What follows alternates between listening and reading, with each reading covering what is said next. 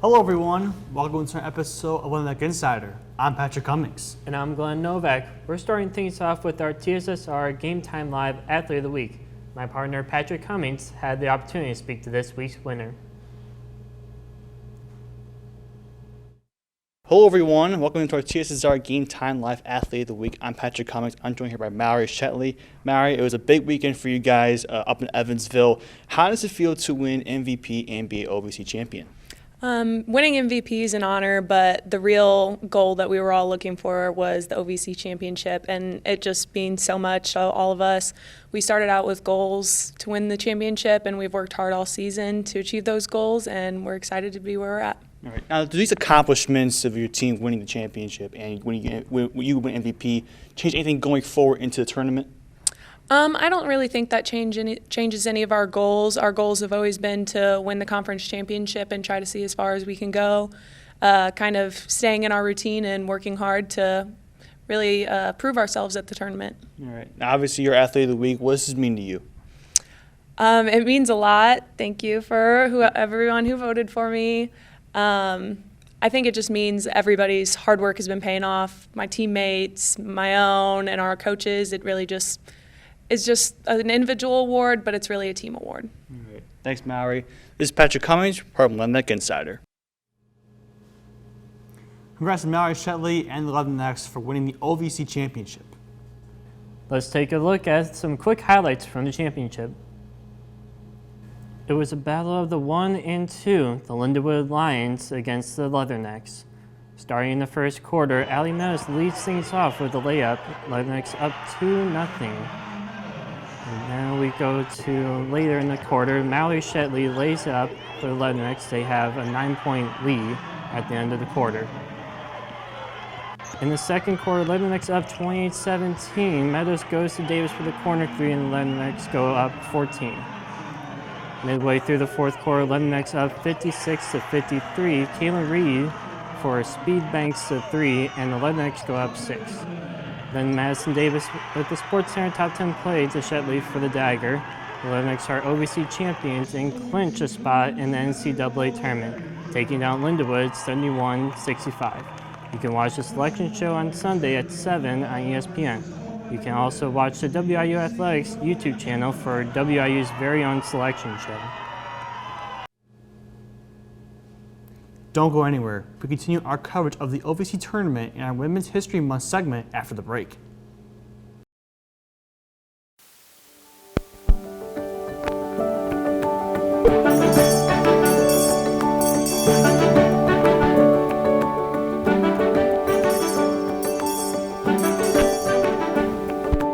Our story began with a spark that started on the prairies of Western Illinois.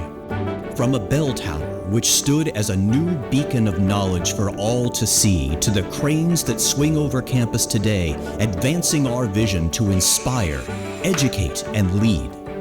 That spark ignited a legacy of students using their talents and perseverance to make the world a better place in ways big and small. In this 125th year, we celebrate the remarkable journey of Western Illinois University, a milestone marked by dedication, boundless ambition, and a relentless pursuit of excellence.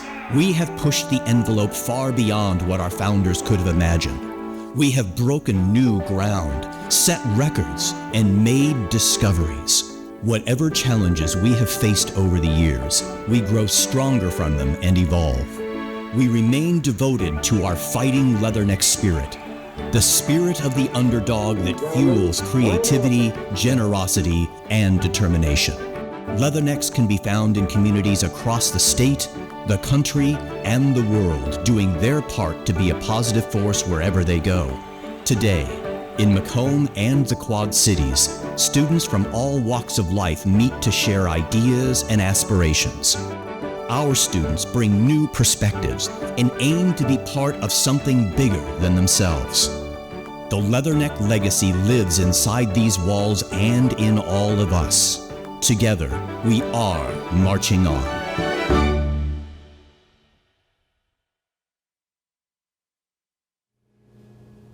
Welcome back inside Sully Hall. This past weekend, Leatherneck Insider had myself, my partner here, Glenn Novak, Nathaniel Rogers, Ben Wamsley go to the OVC tournament in Evansville, Indiana.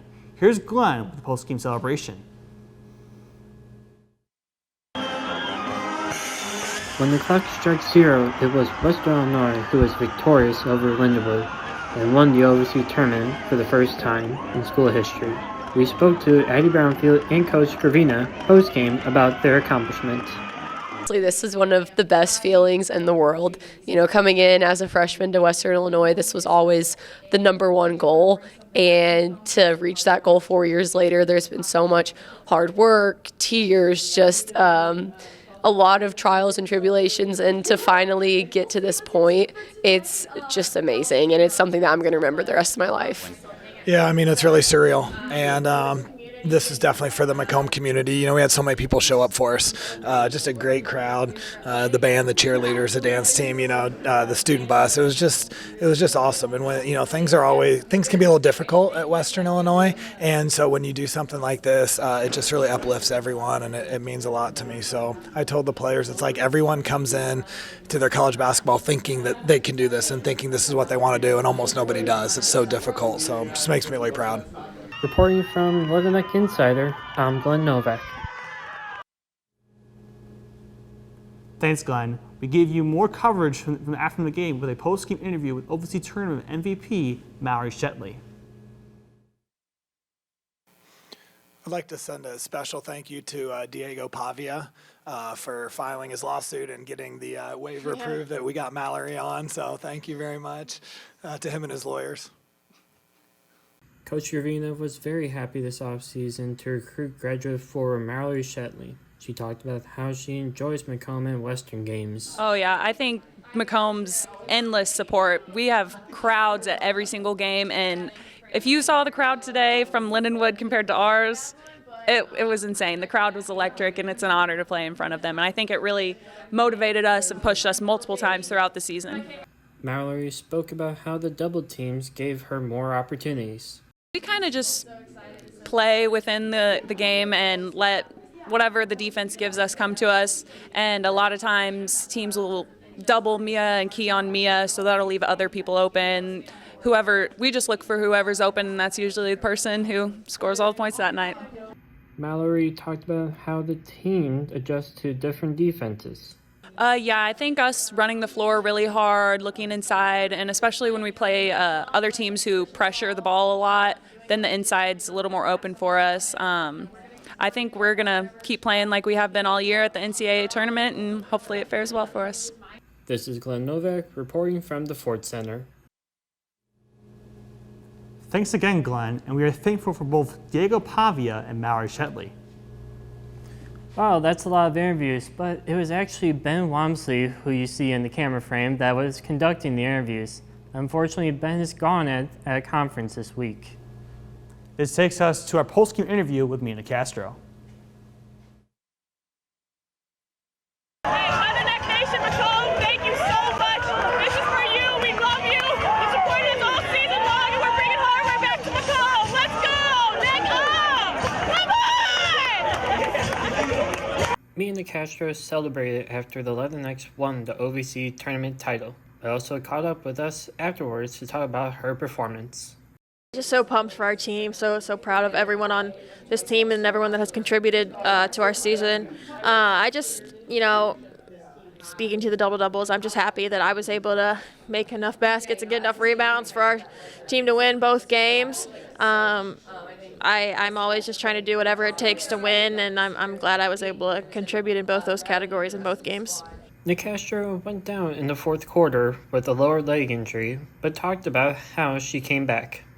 I obviously was a little bit scared. I twisted it pretty good, and I've had a lot of bad ankle sprains in my career, so I knew it was a decently bad sprain, but I just knew that I told my trainer when she came out that I was going to go back in the game. I told JD when I was limping off the court that I was going to go back in the game, and I just wanted to do whatever it took to fight through it and help my team. So I just got a bunch of tape on it, popped some ibuprofen, put some biofreeze on it, and finished the game out. And I'm just happy that I was able to do that and contribute for the last 7 minutes. Reporting from Leatherneck Insider, I'm Glenn Novak. Thanks, Glenn. Mia will hopefully be fully healthy for next weekend. The Castro was also named a finalist for the Becky Hammond Mid-Major Award. We now have our Women's History Month segment with Grace Zepminer and Jane Castillo. Thanks, guys. I'm Jane Castillo. And I'm Grace Zeithammer. I would like to formally wish all women highlighting the 2026 OVC Tournament Champions a happy Women's History Month. Women's History Month was first celebrated in 1987, marking the yearly holiday to recognize all the remarkable women around the world. Not only should we recognize women in history, but women in sports as well. Women have been involved in sports for their centuries, but their participation and visibility has varied greatly over time and across different cultures. Officially, women started to participate in the Olympics in the 1900s. The rise of professional women's sports leagues has increased media coverage, commercial endorsements have raised the profile of female athletes, and provided new career paths. Despite the progress, women still face challenges today, such as pay inequality, unequal coverage, and gender stereotypes. It is crucial to keep the names of women who have defied these setbacks on the forefront of sports media. After the recent win for the Western Illinois women's basketball team, let's take a minute to mention one woman that has paved the way to the 2026 OVC Championship for the victory of the Lady Leathernecks. Thanks, Jane. One of the most dominant athletes in program history was former center Zane Talane. The 6'6" center from Latvia arrived in Macomb in early 2000s and quickly became a force on both ends of the floor. During her 4-year career, Talane helped lead Western Illinois to 4 straight Mid-Continent Conference titles and an overall record of 83 wins. She was a 2-time Conference Player of the Year and also earned Defensive Player of the Year honors, becoming the first in conference history to win both awards in back-to-back seasons. She was also a 3-time first-team All-Conference selection and following her senior season, received honorable mention All-American recognition, the only Western Illinois women's basketball player to earn that honor. Talane finished her career with more than 1,500 points, nearly 1,000 rebounds, and over 400 block shots, all career records that still stand today. After graduation, she played professional basketball in the WNBA and overseas, and represented Latvia in international competition, including the 2008 Summer Olympics. Nearly 2 decades later, her legacy remains a defining part of the program's history.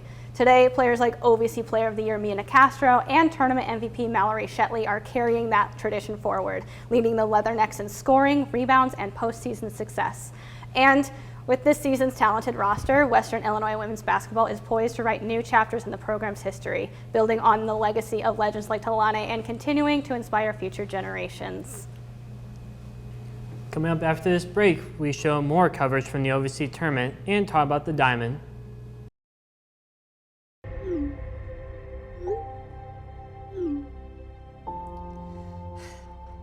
Hey, you'll find your school. I just want to find a place where I can be myself. I want to try new things. I want to find my people. I want to make a difference. I want to have a place to grow, to make mistakes, to learn new things. And I want to do college on my own terms. Grit. It's that thing inside of you that ignites passion and empowers you to envision a world full of possibility. At Western Illinois University, Leathernecks are made with this grit. It starts here, in this field, in this room, on this court, and in this lab.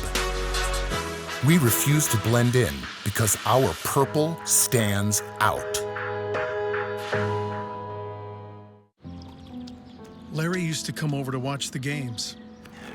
After his wife passed, he started drinking a lot. Larry just stayed to himself, angry. He started acting differently. I wasn't going to pretend I didn't see him unraveling. Larry had guns around, and I didn't want anything bad to happen. So I contacted the local authorities for help. It was a tough call. Together, we pressed pause.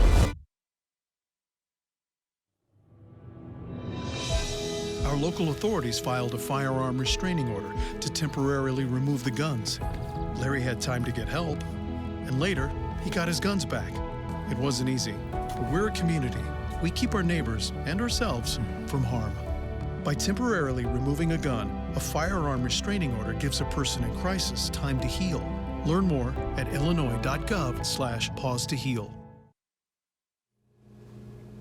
Welcome back. Despite early offensive surges, the WIU baseball team had a tough weekend with first dropping a 4-game series against VMI and then giving up 21 runs in the loss to Illinois on Tuesday. In the VMI series, Leatherneck's offense produced 48 hits and 50 RBIs. However, late surges from VMI is what led to them sweeping the weekend series against WIU. A similar outing happened in urban Champaign. Leatherneck got off to a 3-0 start in the top of the first, but then 7 unanswered runs in the bottom of the first was what gave Illinois the lead and eventually led them to winning the game. Leatherneck will play on March 17th against Milwaukee in Alfred D. Boyer Stadium at 2 p.m. on ESPN+. The WIU softball team is coming off a tough 2-game doubleheader series against Southeast Missouri, with the offense just scoring 5 runs while giving up 18 in the 2 games played. In Game 1, the Leathernecks got out to a 3-0 lead in the top of the first inning, with Angie Ortiz driving in the first run with a double. The Leathernecks then added to their advantage with a defensive error from Simo. In the bottom half of the inning, Simo responded with the help of Madison Winkler and Reagan Brandon to tie the game 3-3. Simo would then take the lead in the 6th inning with a sacrifice fly from Camden Hunt and eventually secure the win. In Game 2, Simo dominated, putting 14 on the board from the support of Aubrey Shore, Addie Martin, Reagan Brandon, and Madison Winkler. Leathernecks will be at home against USI today at 2:30 p.m. on ESPN+. After Western Illinois clinched a March Madness ticket, Coach Gravina talked about the opportunity to be back in the dance. After the Leathernecks won, head coach J.D. Gravina looked ahead to March Madness. You know, it's been a while, obviously, since I've gone. It was special back then. We had a lot of alum from that group reach out to us, even sent some videos for the girls offering their advice. And it's just such a special thing. That's kind of everyone's big major goal, is going to the NCAA tournament.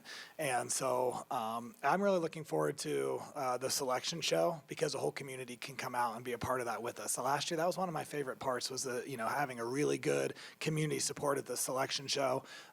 You fear a little bit what team you're going to see pop up on that.